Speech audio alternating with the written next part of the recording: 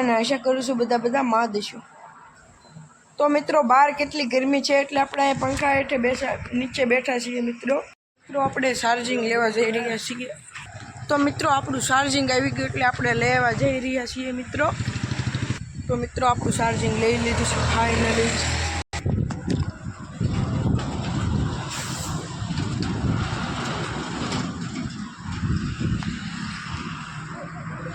તો આવો કાંઈક પ્રકારનો રોડ છે મિત્રો। તો મિત્રો આ ચાર્જિંગ આપણે કરશન દાદાને હાથમાં દઈ દઈએ। તો આપણે આ આઈફોનને આપણે ચાર્જિંગમાં મૂકવા જઈ રહ્યો છે મિત્રો। આ વિદેશમાં મળે અને બહુ મોંઘો ફોન આવે। મિત્રો આપણે ઘરે જઈ રહ્યા છીએ ખાવા।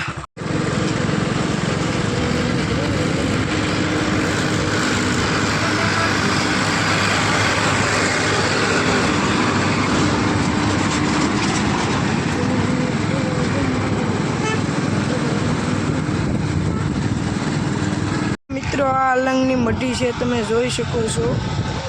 બાપા સીતારામ છે।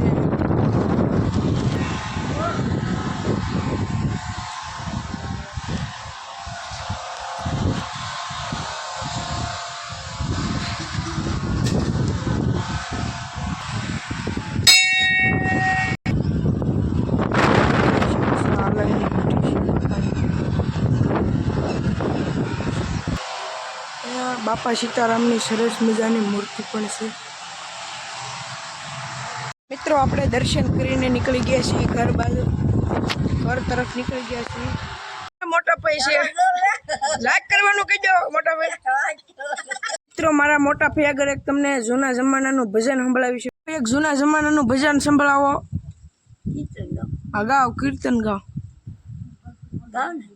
ગાવ ગાવ। દેવ દર્શન શિવ મંદિરે જાઉં, દેવ દર્શન શિવ મંદિરે જાઉં, જાય પાસન બેસીને જરા રામને સમજીએ, જાય પાસન બેસીને જરા રામને સમજીએ, દેવે દર્શન શિવ મંદિરે જાય, દેવે દર્શન શિવ મંદિરે જાય પાસન વળીએ બેસીને જરા રામને સમજીએ, જાય પાસન વળીએ બેસીને જરા રામને સમજીએ, બેઠેલી ગાયને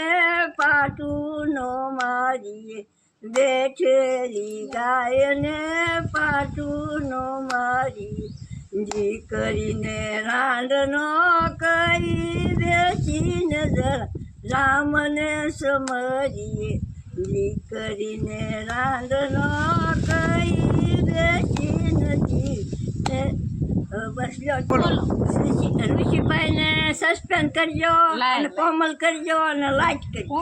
મોટા ભાઈ એક જૂનું સરસ મજાનું ભજન સંભળાઈ ગયું છે, કીધું ને એને કોમેલ ને સમલાઈક કરી દેજો મિત્રો, ભૂલતા નહીં। હવે આપણે જઈએ છીએ જમવા, કેમ કે બહુ ભૂખ લાગી આપણને, બોલીને થાકી ગઈ। મિત્રો આપણે બપોરમાં ખાવા બેસી ગયા છીએ, જોઈ શકો છો તમે। આપણે ખાવામાં ગુંદા પણ છે, જોઈ શકો છો। દાળ પણ આવી રહી છે કાંક, જોઈ શકો।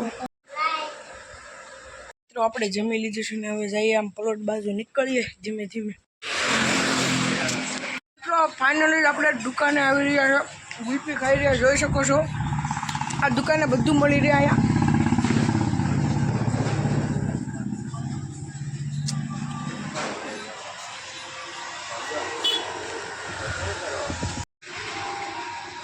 મિત્રો જોઈ શકો છો અહીંયા દુકાનમાં બધું તમને મળી જશે। આ તુષારભાઈ આપણે આટલું પ્રસાદી વાળે છે।